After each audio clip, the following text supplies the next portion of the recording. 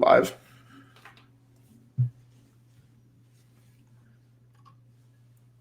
What up, TTK Potters and Chris Landry football family? We are back once again. This is Sky and Lucas from the Candlestick Kids Fantasy Football Podcast on the Chris Landry Football Network. You can see all of the networks here, from high school to college to NFL to fantasy football, everything to do with football here at LandryFootball.com.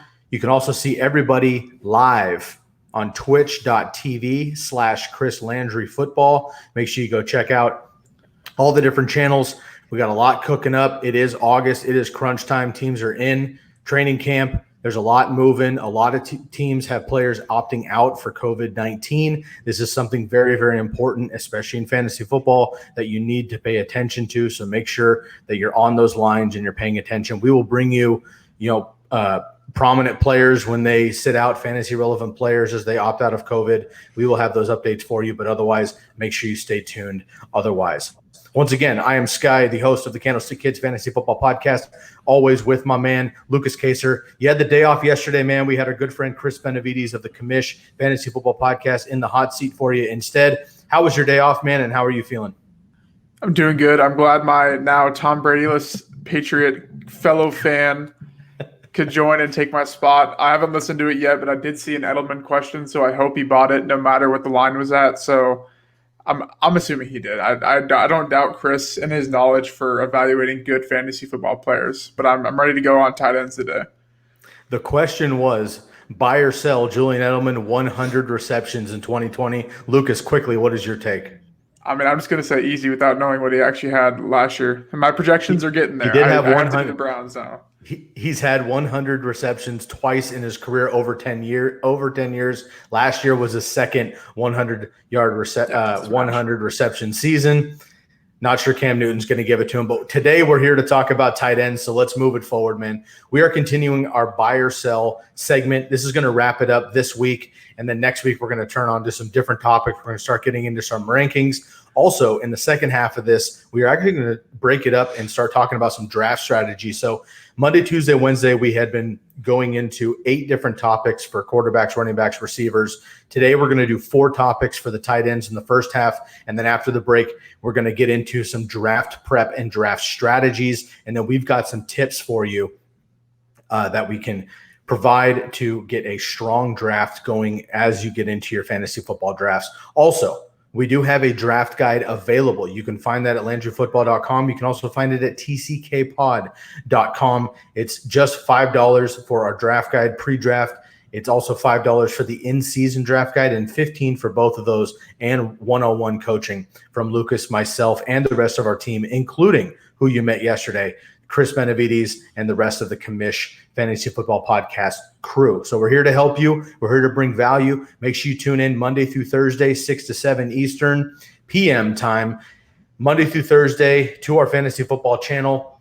And make sure to jump into the live chat room so that we can bring up your comments and discuss those here as well. You can find us at twitch.tv/Chris Landry Football. And of course, you can find the Candlestick Kids anywhere on a podcast, YouTube. We're also on Instagram, Twitter, and what have you. You know where to find us. All right, man, that is enough intro. Let's get right into this. We've got a lot to cover. We don't have a lot of time to cover it. So let's get right into the first buy or sell. Again, just to repeat, buy or sells are on this particular question, not necessarily the players themselves, but this situation. Lucas, you're up first.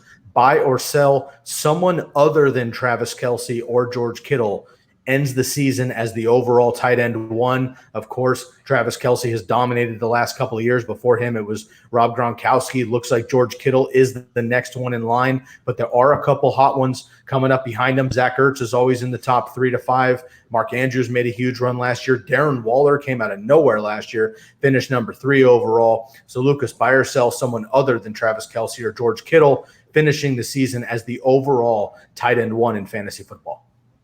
Yeah, this is an easy buy, and this kind of goes back to, if you're listening on our podcast and not the Landry Football one, we kind of touched based on the tight end strategy and maybe why you would think differently in terms of people think that Kelce and Kittle are too high for a tight end to go. But the reason being is I like Zach Ertz, but no other tight end is going to see the opportunity and the volume Zach Ertz gets the volume, but I don't think the beneficial opportunity like Kelsey and Kittle get. Ertz is kind of the one on his team, but is he really when it comes down to it when the team's healthy? So really, like those two are the true number one weapon on their team attached to good teams. I know we don't like Jimmy G that much, but good quarterbacks, capable quarterbacks, and a team with a good defense, which also, like I said, good team will help you in fantasy. So it's just really their game-on-game production, their week-on-week production is so safe and it's so high to where I don't see any other tight end. Like you could argue Andrews, but the man put up 9 touchdowns on like a 40% snap share. Like he can't go up any higher. Ertz could, but now with this new offense with all these receivers coming in and who knows what's going to happen with Jalen Hurts, et cetera, all those players. So I think I said buy. I actually mean sell. No one else besides Kelsey or Kittle can outfinish them. Even if Kelsey and Kittle didn't catch a touchdown, I don't see who realistically maybe Ertz, but besides that, no one would catch him. Yeah, I agree with you. This is an easy sell for me. And you did say buy at the beginning, so I was waiting my turn just to correct you because I knew what you meant, but you did say buy. Yeah, this is a sell for me too. Someone other than Kelsey or Kittle finishing tight end 1. I don't see it happening outside of course, injuries, COVID, sickness, things, can come up, especially this season. But outside of that kind of stuff, just on pure production, there's no way. Kelsey and Kittle had 88 and 87% snap share on their respective teams, respectively, and they were highest among tight ends, easy. The big knock, I love Mark Andrews. The big knock about Mark Andrews is, as you mentioned, he was in the 40s to 50s snap share. There was also 3 tight ends last year in Baltimore. They get rid of Hayden Hurst, but they still have multiple tight ends there. And that offense, while prolific with Lamar Jackson nowadays, the efficiency on the touchdowns was so high. I'm not sure that's going to happen. There could be some regression, and if there is, he's going to fall off. We're actually going to talk about Darren Waller here coming up in just a second, so we'll save some of that for him. But he's another player that I'm not sure has number 1 overall capabilities. So just with the ability, the focal point of the offense, Deebo Samuel going down for the 49ers, a bunch of young receivers around him, and a heavy running game. Plus, you have the Chiefs that basically go through – I'd say they go through Kelsey as much as they go through Tyreek Hill in the passing game. I think it's about 50-50, honestly, and he's just so reliable there. So this is an easy sell for me that Travis Kelsey and George Kittle do finish number 1 overall. So we're going to buy that. We're going to sell that someone else takes their place.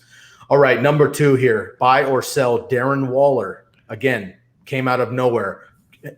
To say that he had a career season last year is an understatement. He basically barely played in his first 5 seasons with Baltimore and Oakland, but he finally last year shows us what he can do. Incredible athlete.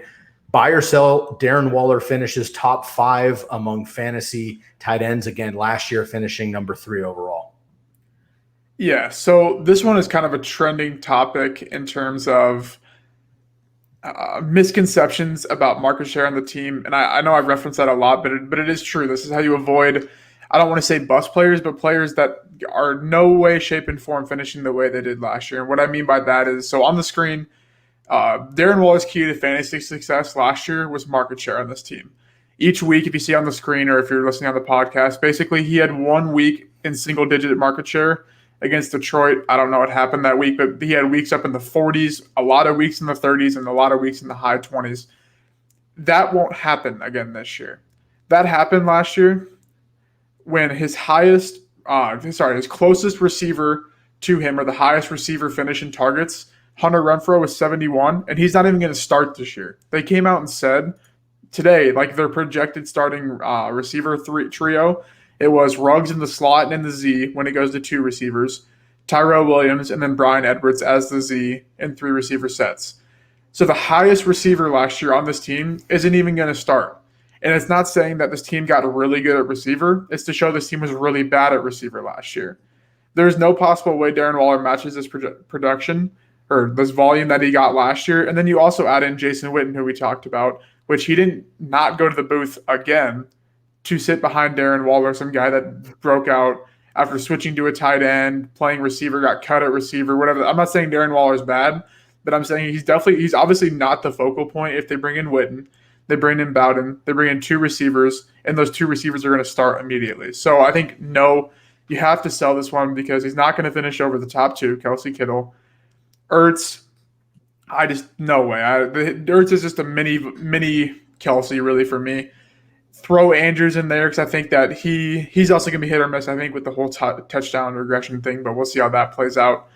And then really, if I'm playing the odds of him, Hunter Henry, Evan Ingram, Gronk, Higbee, Hurst, like the odds are so much higher for those guys to finish top five because those guys actually provide something after the volume comes to them. If they could go, Waller puts up 8 catches, he might get you 60 yards. If Gronk got 8 catches, he'll get you 100. If Higbee gets 8 catches like we saw last year, he'll get you 102 touchdowns. So I got to sell, and I guess I'm making a case for him to be a bad fantasy pick, but I still think he kind of is because there's a difference between taking the guaranteed points with Kelsey in the second round because that's a high point total, and taking the guaranteed points when you can go chase upside at tight end around probably round 6, 7 where Waller's going. I agree. I'm going to bring up a sheet here too real quick. This is last year's finishes. So I apologize. I said that Darren Waller finished third. He actually finished fifth, but he was in the top five. Mark Andrews had the third there. But you can see here in this grip, he was right behind George Kittle. Now, he did play 2 more games than George Kittle, but Darren Waller was up in there in that top five, 25 points ahead of Austin Hooper in that 6th spot. And we're going to get back to this graph here in just a little bit, but I just wanted to mention that Darren Waller, again, came out of nowhere and absolutely crushed. This is a tough one, man. I was going back and forth between, buy and sell on this, and I'm trying to think of, who else is going to be in that mix right now. I'm going to sell as well because it's kind of like there's 3 spots that I think are guaranteed taken, and that's Kelsey, Kittle, and Ertz. I think are guaranteed in the top 5 outside of injury. Then there's Waller, and then there's potentially Higbee. There's potentially Andrews. There's some other tight ends here that could make it happen. And there might be a Darren Waller or Mark Andrews of this year, like a Jonnu Smith or Mike Gesicki or somebody like that who explodes. Hayden Hurst, Jack Doyle, sure, who could make it happen. Our boy Tyler Eifert.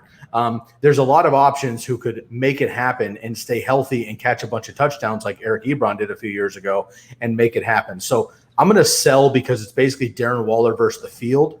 However, Darren Waller is very, very impressive, man. So 90 receptions on 117 targets, 1,145 yards, 3 touchdowns. So again, the touchdown regression should be the positive for him, right? He should score more touchdowns this year. Is he going to get as many yards and as many receptions? Doubt it, because he's not going to get as many targets. And as we mentioned with the Raiders in the Josh Jacobs argument a couple of days ago on Tuesday, they have so many other weapons here now that you're mentioning it, right? Bryan Edwards, I know we like a lot. Ruggs, Renfro, all these other guys, even the running backs, right? So I just don't think there's going to be as much opportunity. One thing that is going well for Darren Waller is even if Derek Carr loses his job, which I think he will eventually to Marcus Mariota. Marcus Mariota was able to feed Delaney Walker for quite some time in Tennessee. So I think that bodes well for Darren Waller. But overall, I'm going to sell that he lands in the top 5. But I could see him being top 6, absolutely. And again, he did play a full 16 games. And in fantasy football, whether we like it or not, health is a big part of this, right? Guys that finish and play a full 16 games generally end up higher up the ranks there because they're just able to accumulate the most points. So if he stays healthy again, he could be top 5. But if everybody stays healthy, and that's how we kind of have to put that in our head, I'm going to say it's a sell for me too. I'm not sure that that he's able to do it. Now, sidebar, I don't want to necessarily go out of bounds and promote another podcast necessarily on this network, but I will say I heard another podcast and it had Darren Waller as the guest, and it was a phenomenal interview. And this guy's upbringing, which I had no idea about all of his suspensions in college, all of his suspensions due to a substance abuse in the pros. And the reason basically that we haven't seen Darren Waller yet in 5 years is the guy just literally didn't care about football. He got burnout in football in high school.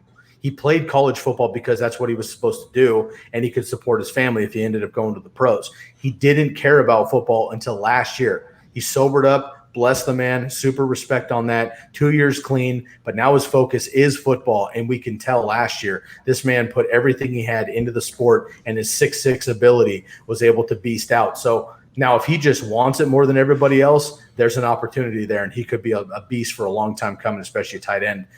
But is it going to happen again in the second year? I'm not sure because they have all these other weapons, and I just don't know how to gauge the Raiders. So as of right now, I will sell top 5 for Darren Waller, but I definitely see him in the top 6, and he could absolutely be back up there if he stays healthy. Okay, let's dive into number 3 here, man. I'm going to let you just kind of take this one away here. Buy or sell Rob Gronkowski and Tyler Higbee. So both of them, this is key. Buy or sell Rob Gronkowski and Tyler Higbee finish as the top fantasy receiver on their respective teams. So, Lucas, before I turn you loose, I want to remind everybody, and if you're new to fantasy football or you're coming out from under the rocks because it's August now and you haven't turned on NFL Network or ESPN or fantasy football in the last 5 months because you've had a million other things happening during quarantine, Rob Gronkowski is now in Tampa Bay with Tom Brady. All right, comes out of retirement, comes down to Tampa Bay with Tom Brady. But O.J. Howard is still there. Cameron Brate is still there. They have nice young running backs, also a plethora of receivers as well. On the Rams side, Gerald Everett was a great tight end, got hurt. Tyler Higbee got his opportunity, was the number 1 tight end down the stretch last year over the last 5 games, but was pretty much average at best before that time frame. So they're hot names right now in fantasy. They're getting drafted in the 6th, 7th, 8th round right now in ADP.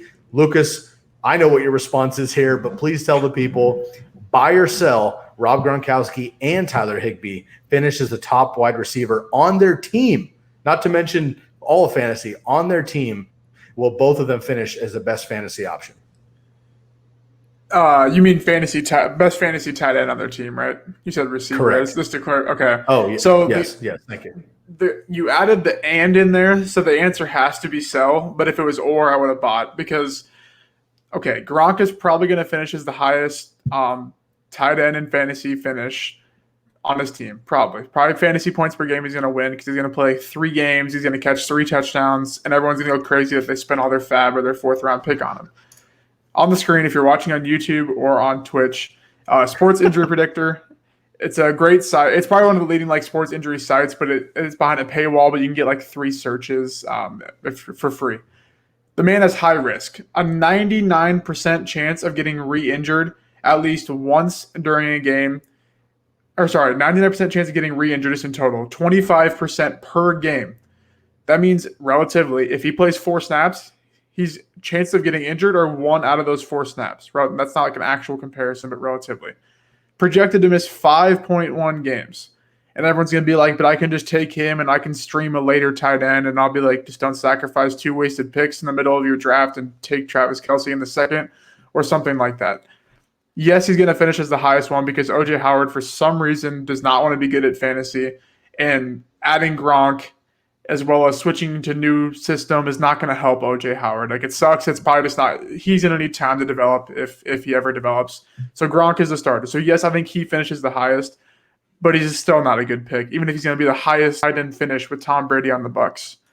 Now you switch over to Tyler Higbee. And on the screen, if you're watching on YouTube or Twitch, you can see the splits.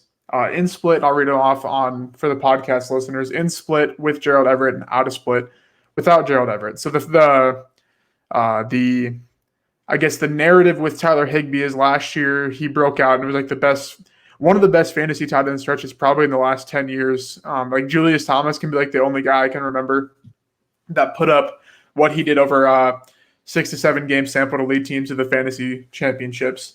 And what we saw last year without Everett was in 4 game samples, a half touchdown a game, over 100 yards, 11.25 targets, and the DraftKings and FanDuel points. I don't know how those correlate with actual fantasy points, but they were high. They were definitely top 1 tight end.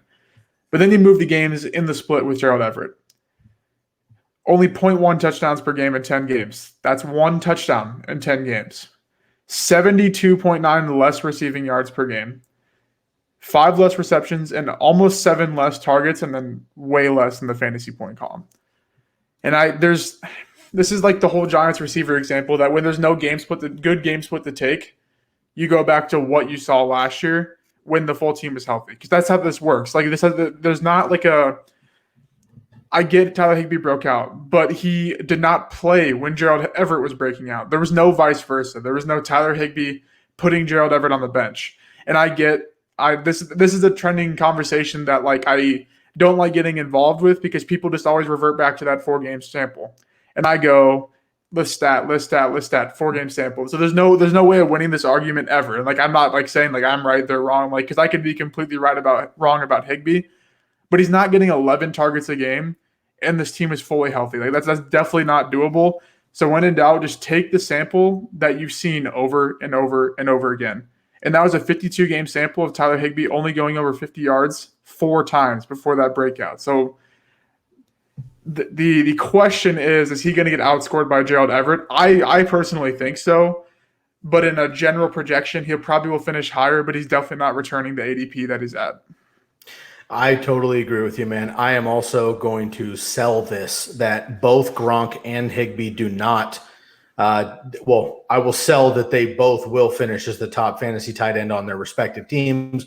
I'm with you, I think, completely, man. I think that Gronk obviously has the great choice because Gronk and Brady have a mind meld. We've talked about this a lot in our podcast on the TCK side prior to jumping over to Landry. For Gronk, for me, when they're in the red zone with the Bucs, they're going to be in the huddle. Tom Brady's going to look at Gronk and be like, bro, you got are you going 4-yard in or 4-yard out? What do you want to do? Yeah. Gronk is going to do it. He's going to make that move. He and Brady have been doing this for 10 years. That's going to be the first read in the red zone every single time Gronk is out there. Then if Gronk is triple covered, which he will be, then it'll be Evans, then it'll be Godwin, then it'll be whatever else. So I think he's good to catch 6 touchdowns, even if he only plays 6 games. That right there could accidentally get Gronk to the top and outpace Cameron Brate and Jordan Howard the rest of the way. Higbee on the other side, I totally agree with you, man. Incredible athlete. If Gerald Everett wasn't there, I would argue that Tyler Higbee's a top 5 fantasy pick. Would you agree with me on that? If Gerald Everett wasn't there, would you give Higbee a top 5 fantasy pick? He would probably be over Ertz just because he's so athletic and the team is, in terms of fantasy land or whatever, what fantasy point production on a team basis, the Rams are probably top 4 in general, I think, and they get really undervalued. So yeah, he would easily be the 3. The problem is like it's just another narrative that gets added into that too. Okay, so we're not taking away from Higbee himself, but again, as we say every single podcast and we preach in fantasy football, it's not the player, it's the situation. With Everett there, who had a great season prior to going down and has shown really a promising career so far as a Ram, basically making Tyler Higbee obsolete until he got injured. And again, I bring this up all the time. I know it's kind of funky to bring up, but I think these things matter. Gerald Everett was the first pick that Sean McVay made as the Rams head coach. That kind of stuff I think matters, right? A, he wants to prove that Gerald Everett's the man. And B, Gerald Everett is the man, and they're going to use him. Now, what I think is going to happen is the Rams now know that Tyler Higbee is also incredible. So they have 2 very good tight ends that they're just going to utilize more often, which is great for the offense, great overall. And I think good for Goff, bad for everybody else. But unfortunately, I'm just not sure that this offense, as it did a couple years ago en route to the Super Bowl, I'm not sure it can sustain Cooper Kupp and Robert Woods and 3 running backs, even Cam Akers by himself, and 2 high-quality tight ends. I just don't see it happening. So I also am going to sell. Now, there is a chance, unfortunately, too, that Rob Gronkowski, although he looks in great shape and he came back for a reason and blah, blah, blah, he may get injured early as well and just not be able to hang up as he has been out. Which matters. He's got to get back in shape. And, of course, this is a funky season anyway. So I'm also going to sell Rob Gronkowski and Tyler Higbee both finish as their best fantasy tight ends per their respective teams. All right, man, last one, and we'll take a quick break and get in the second half. This one's kind of long and complicated here, but hear me out. Buy or sell at least 6 of the final top 12 tight ends. So 6 of the tight end ones at the end of the season will be drafted in the 12th round or later.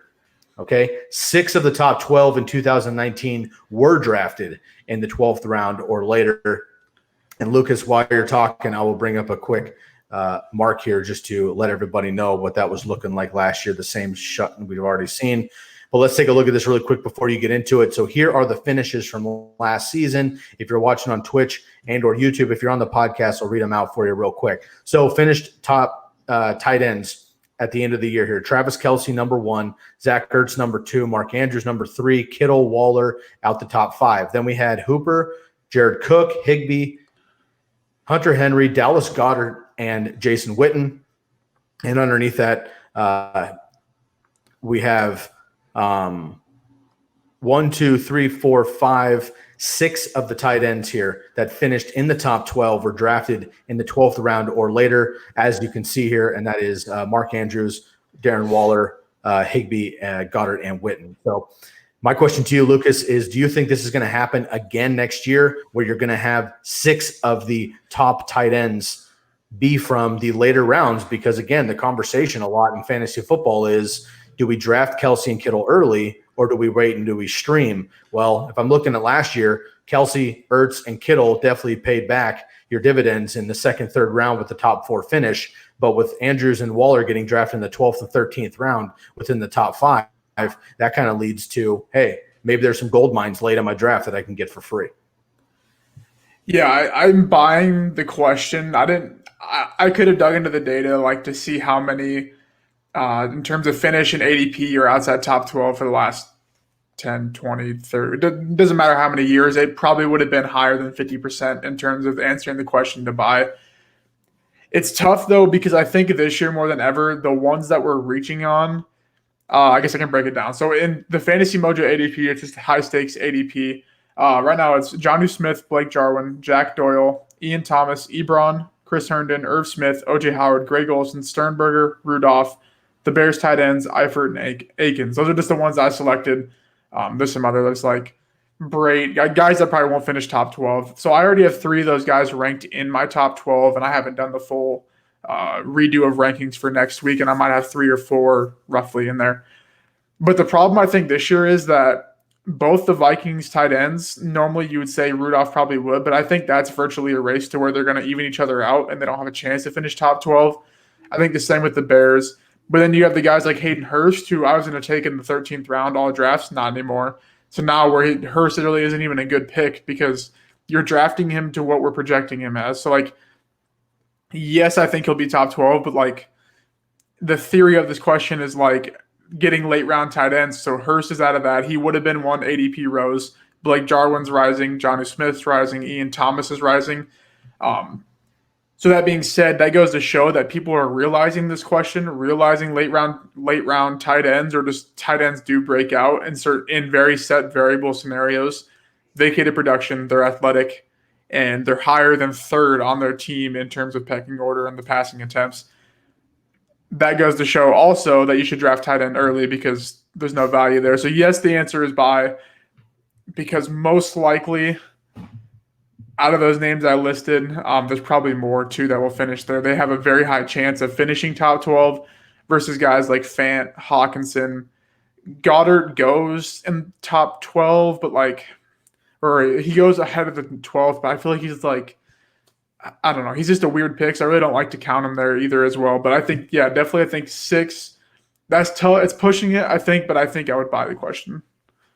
I'm with you. So I'm going to bring this up again one more time here. So I've got Mike Gesicki was a name that was blocked underneath with the banner. So I just wanted to read that off real quick. Okay. So again, in the top 12 from 2019, top 12 fantasy finishes for tight ends, Mark Andrews, Darren Waller, Tyler Higbee, Dallas Goedert, Jason Witten, and Mike Gesicki all were drafted in the 12th round or later and finished in the top 12. Okay, so that's evidence that it happened last year. We're wondering if it'll happen again this year. Well, I bring up this chart here. This is the current ADP.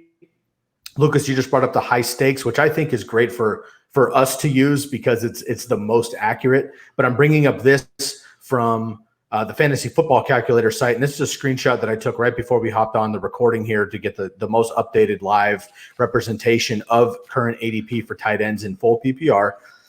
Now, what this tells me is that these are the tight ends right now that are getting drafted after the 12th round.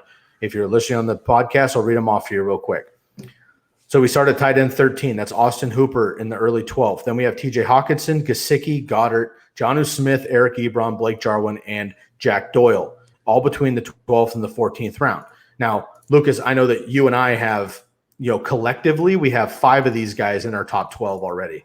Okay. So this is an easy buy for me as well. That 6 guys from this list will finish in the top 12. Now, unfortunately, that means that guys up at the top have to fade off, obviously, but we see it every single year, right? Guys are getting drafted. Vance McDonald's getting drafted. Delaney Walker's getting drafted. Eric Ebron's getting drafted last year. Jimmy Graham's getting drafted last year. Greg Olson's getting.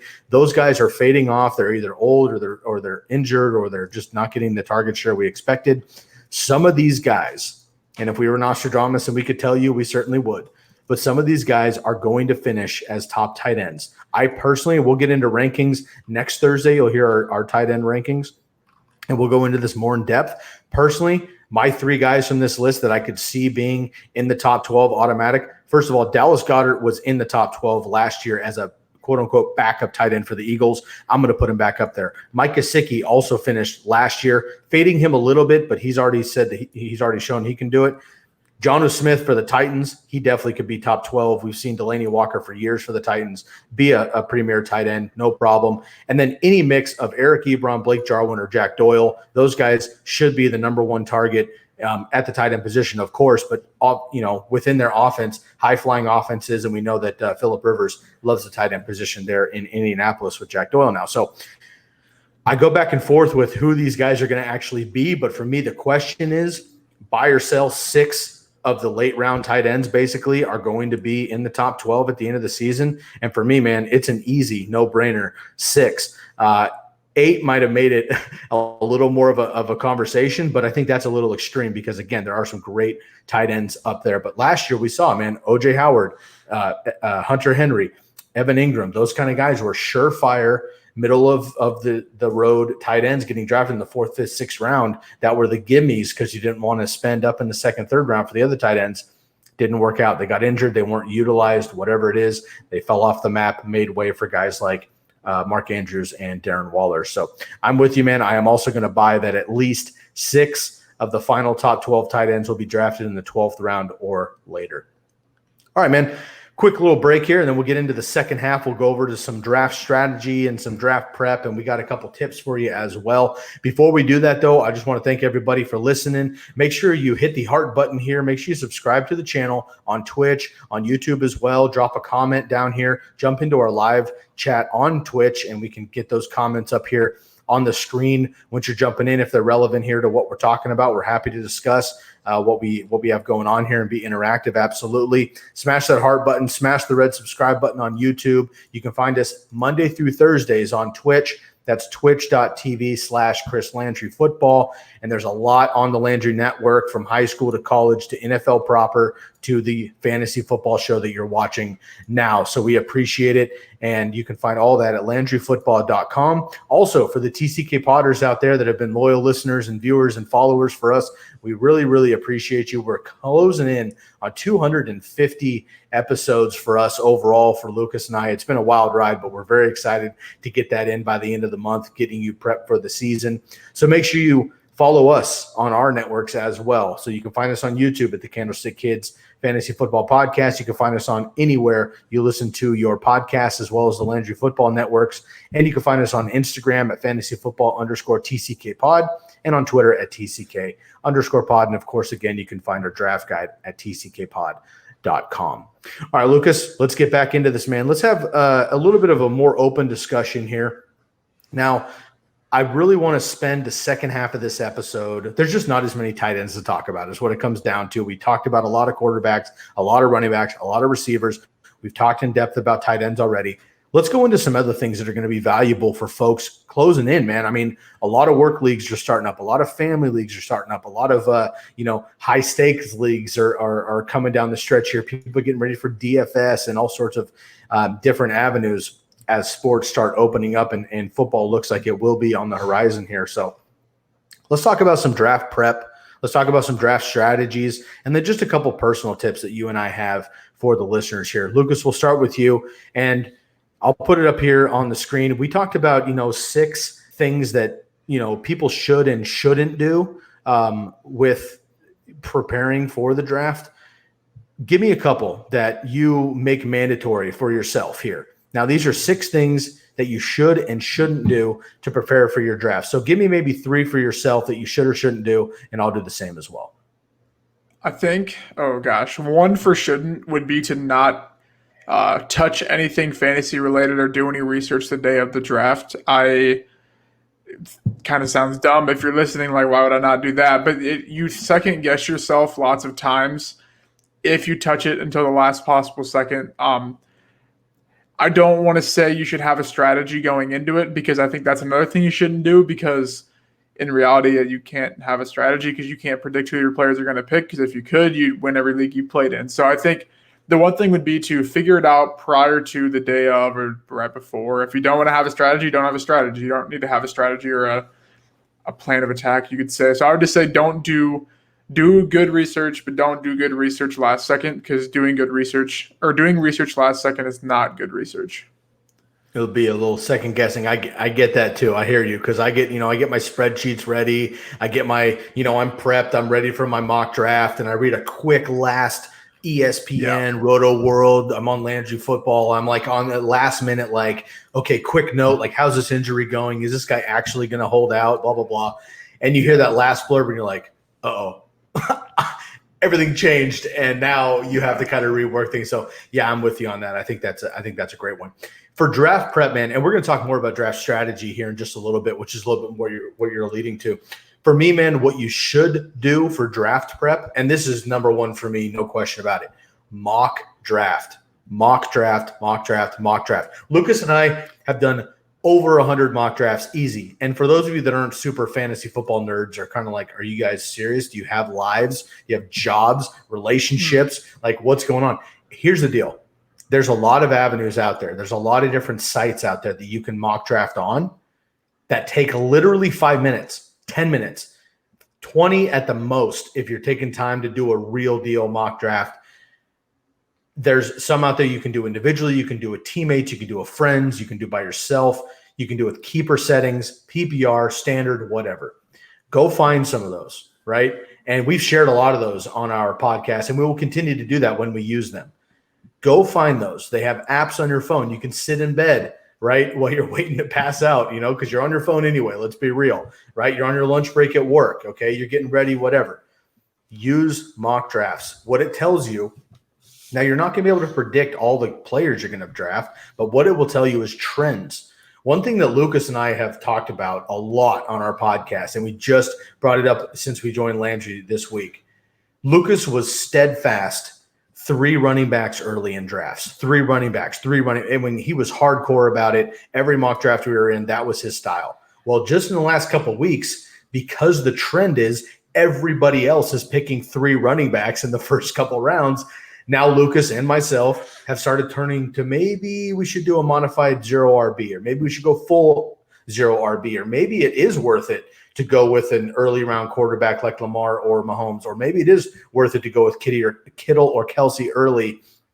So you start having those trends when you mock draft. It's also very important to mock from the beginning of your draft, the middle of your draft, and the end of your draft, so you have an idea of the first 4, 5, 6 players that you have to pick, and the couple of guys that you can wait on because they'll probably end up falling for value. So for me, my number one draft prep tip would definitely be mock draft as much as possible. Lucas, give me another one as well. You gave me a shouldn't. Give me a should.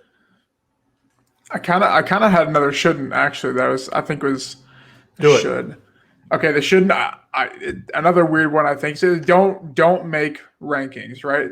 And that sounds dumb, but I don't think.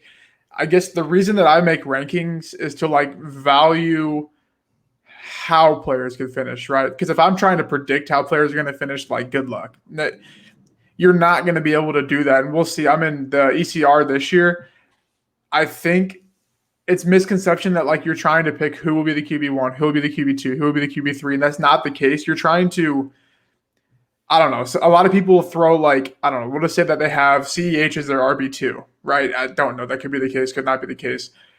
You have to think of it as, can he physically finish as the RB2 without Zeke, Kamara, Barkley being good, right? So you're just trying to value the market, like you were saying in general, and seeing the range of outcomes that can happen with the player. So when I say don't make rankings, is because when players make rankings and use rankings, and yes, we have rankings in our draft guide, because the thing you have to do with fantasy, you just to like kind of gauge how we feel about players.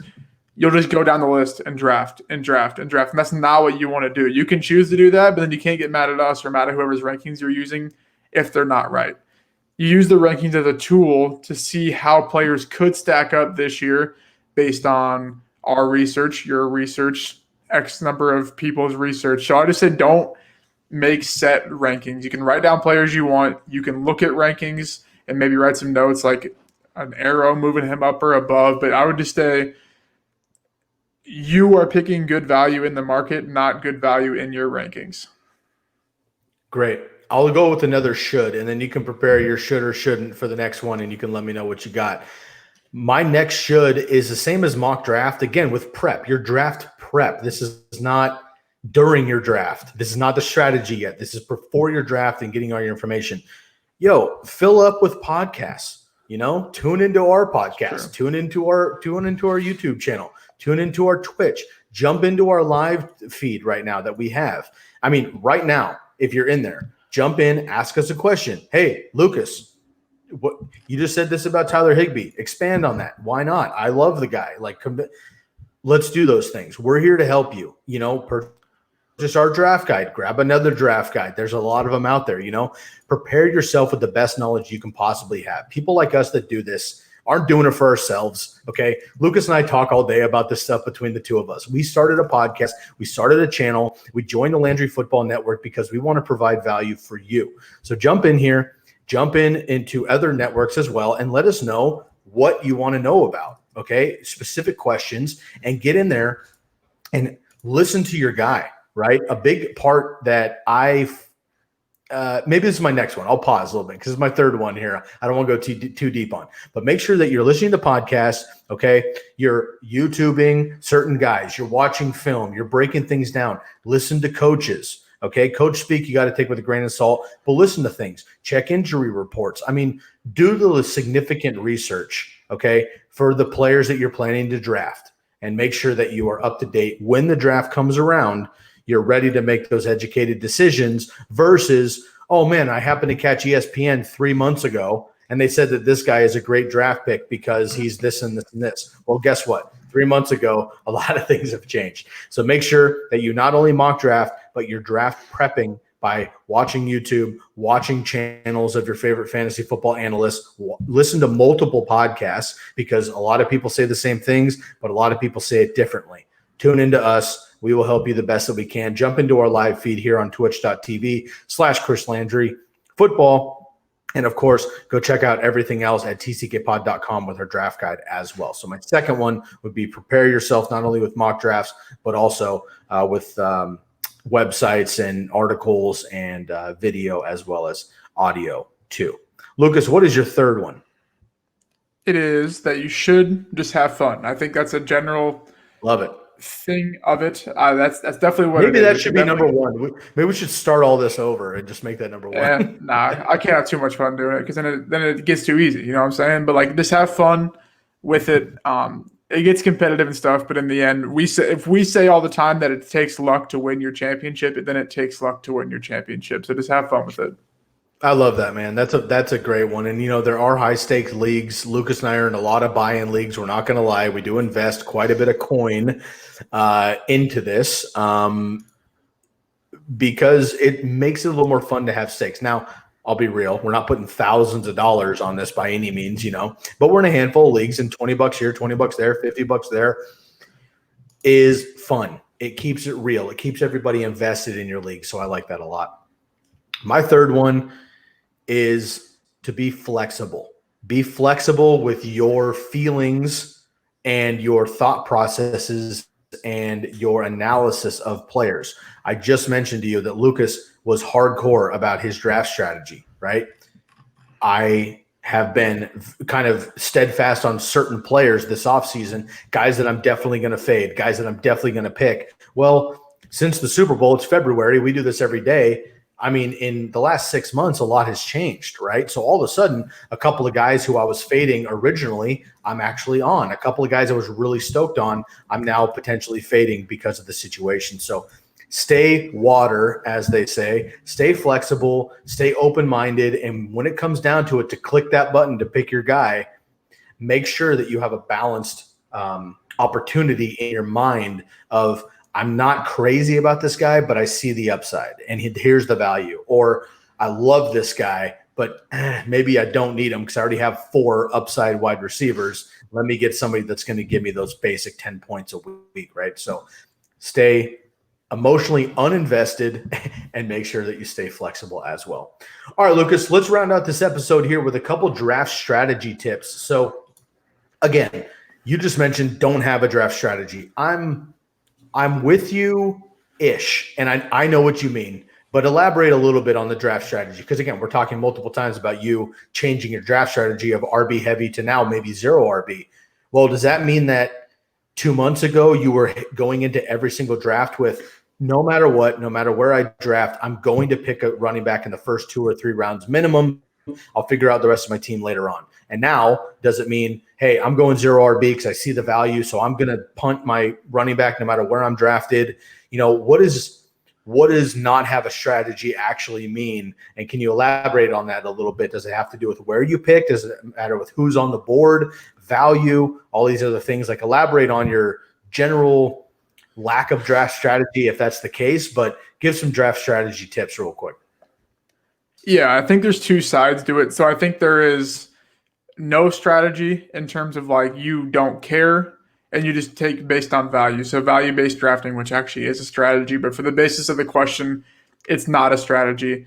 And in reality, I hate when people say that, because they're drafting based on value in terms of what everyone else picks. So in the end, like, the other people are determining who they pick. So they're not actually drafting value. They're drafting who their league mates are letting them pick. A whole different conversation. But then the other side would be, you have a strategy, whatever that'll be, 0 RB, RB heavy, QB early, whatever it is. I obviously have one. People obviously have one. You don't have to have one, but you need to have a set mindset going into it. And what I mean by that is, like, don't say you're RB heavy and then send a screenshot on Twitter of you taking a 0 RB draft, because that completely negates everything that you say. Negates the way you look at fantasy. And people say diversify the revenue or whatever, diversify your teams, but like, yes, but if you have 1 0 RB team and 1 RB heavy team, you're not diversifying. You're just contradicting them. And then if they're either, because they're both not going to win, because that would make 0 sense, right? Like, all these receivers can't hit while all these running backs also hit. So that being said, if you want to have a strategy, have one, but stick to it. Also, don't say you don't have one, or sorry, don't say you have one and then switch it around, because then you're losing. And this is also another thing I've been thinking about too, because we're going to have conversations on 0 RB and RB heavy, is if you only play in one league, don't have a strategy, because then that's where you sacrifice a lot of win percentage potential. But if you play in multiple leagues like we do, you kind of have to, because one, not going to lie, it gets hard to manage during the season with so many teams, and 2, it's easier to manage going into the season, and it just makes your overall concept and research time and process easier. But if you're in one league, I wouldn't say disregard everything we're saying, but like, don't be like, I need to go RB heavy in my one league because that's what they said to do. Like, that's where you maybe go value-based drafting, but I don't like that term either. You're just going to draft a team. So the overall question, yes, no, not really, kind of. There's not really a good answer to it, because I think that it's kind of just a whatever you prefer question. But I think there's definitely some outliers that definitely should not be included in the answer to this question. My response to having a draft strategy or not having a draft strategy strictly comes down to if you know your draft position. So I'm in a league of record, which I've been in for 12 years with my buddies, old college buddies who've been doing this forever. Lucas, I know you're in a long-time league. Chris Benavides, who was on yesterday, he's actually now in his pops and uncle's fantasy football league. They've been doing this for 25 years within the family, right? So they got the next generation coming on that.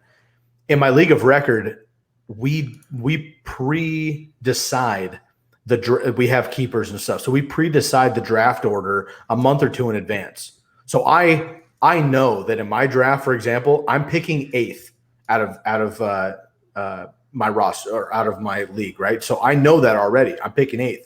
We have keepers and everything else. I can take a look at everybody's keeper, take a look at the 8th position, run a couple mock drafts, and tell myself, okay, if I keep this guy and he keeps this guy, and mock runs like this, here's my first, second, third pick probably.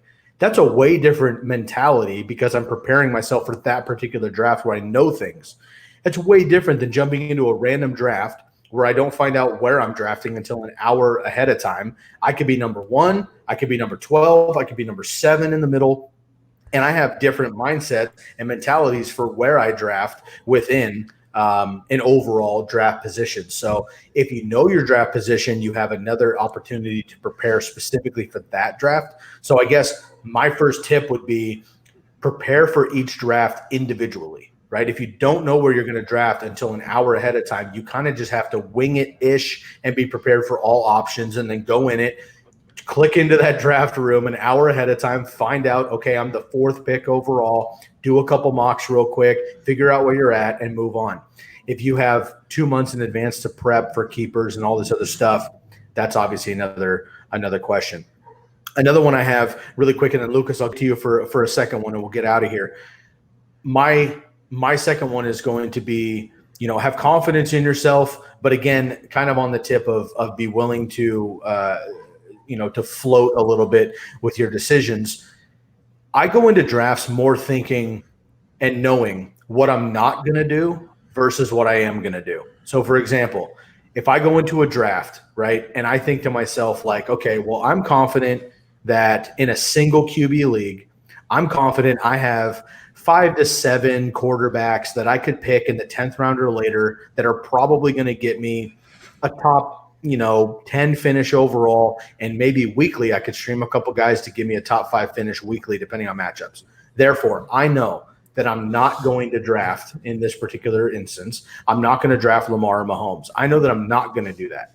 And likewise with tight ends, maybe I know that I'm not going to pick an early tight end, or I'm not going to pick a receiver because I have the 2nd overall pick in the draft. I'm not going to pick a receiver there, right? I know I'm going to have a running back right away. So on the turn, I know that I'm going to want a receiver or a 2nd running back if it comes, but I'm not going to pick Travis Kelce because I want this and this. So again, I prepare myself more for some rules personally of what I'm not going to do heading into a draft versus what I am going to do, because the worst thing you can do is go into a draft and say, okay, I'm going to get Saquon 2nd. I'm going to get Kittle in the 2nd round on the turn. I'm going to get Mike Evans, right, because he's going to fall to me on the back end. Todd Gurley's going to fall to the 4th. I'm going to grab him. Then I'm going to start looking, because I guess what? If Saquon, Saquon won't get picked first, but if Kelsey's gone and Kittle's gone, then your tight end strategy's out. You got to go for it. Mike Evans is already picked too, so now you're floating. Now you're looking. I mean, you're on tilt in the 3rd round. And that's the worst you can possibly do. So for me, I think about the opportunities of what I'm not going to do versus what I am going to do heading into drafts. And I only prepare for those drafts that I know for sure something is set in stone. Otherwise, I overall prepare and see what I can do once I'm in there for, an hour ahead of time, whenever the draft room opens there. So, Lucas, do you have a second one to run us out here for this remainder of this episode? Yeah, I do. And I'm not calling people might think I'm like calling people out if you're listening, like first time listener. I don't like getting in Twitter arguments or getting in arguments about stuff that is whatever. I like pointing out inefficiencies, so that's what I do. I don't ever call anyone out and say that this is wrong. I show why it could be wrong. So my final one is, don't say you like a player and then choose not to reach on them. That goes back to the whole value-based drafting thing. I don't like ADP. I say in Dynasty there is no ADP because there is no ADP. And I think, honestly, the same could go for redraft. I don't like the word ADP or just the overall way it's used, because like I said, value-based drafting or ADP comes down to how everyone else you're competing against picks players. If you're really trying to beat them, you should not be picking like them, right? So people will be like, I don't know, you're a Higbee truther. And it comes down to the 5th round, and there's him, Ingram, and Hunter Henry left, and you're like, oh, I'll just wait because maybe he gets to the next round. And then he doesn't, and then you freak out because you don't get your player. But then you're like, oh, I really like Higbee, but you obviously didn't because you didn't take him. So I get there's the whole ADP. you can get a value, but in reality, just take your guy that you think is going to be good in fantasy, because if you think he's going to be good and you don't take him, it kind of makes no sense. So if you really, really like him, go take him. Don't worry about ADP. Don't worry about what your teammates say when you're like, that's a reach, because who cares? We can go through year and year data of highest finishers where their ADP was. I guarantee you it's outside the top 50 for probably top 10, majority of the top 10 in every position every single year. I think that's a great call, man. And there are many other tips and tricks that we can give you, and we will be talking about over the next couple of weeks, getting ready for your final drafts. If anybody has a draft coming up now, tomorrow, this weekend, moving down the pipeline, and you want to get our one-on-one, please feel free to reach out to us again on the TCK Pod side. You can reach out to us on Instagram at fantasyfootball_TCK Pod, on Twitter at TCK_pod. You can also reach out to us, of course, through the draft guide, where we have an interactive personal Discord. We have a Discord here at the Landry Football channel as well, where you can find us. Of course, again, tune in Monday through Thursday to this Twitch channel, twitch.tv/Chris Landry Football, from 6 to 7 Eastern time PM. You can jump in here. Lucas and I are doing this Monday through Thursday, 4 nights a week right now. And we're diving into this, and we're talking fantasy football throughout the remainder of the season. Jump into the chat room, give us 3 or 4 questions, and we'll get to them throughout the episode, and we can give you some one-on-one help the best that we can. Now, if we don't have an answer right away, we'll take a couple minutes. We'll take maybe an episode or a day or two. We'll come back to you, and we'll re-answer those, because we want to make sure we give you the best value possible. But we are in it to win it, and we're here to help you out. So make sure next week you tune in Monday through Thursday to this Twitch channel here, Chris Landry, on twitch.tv. And you can also find everything at LandryFootball.com. That's high school football, college football, NFL proper. And we are your one-stop shop for fantasy football here. We are the Candlestick Kids. For Lucas Kaser, I'm Sky Guasco. We wish you a wonderful, wonderful weekend. Thank you so much for tuning in, and we are out of here.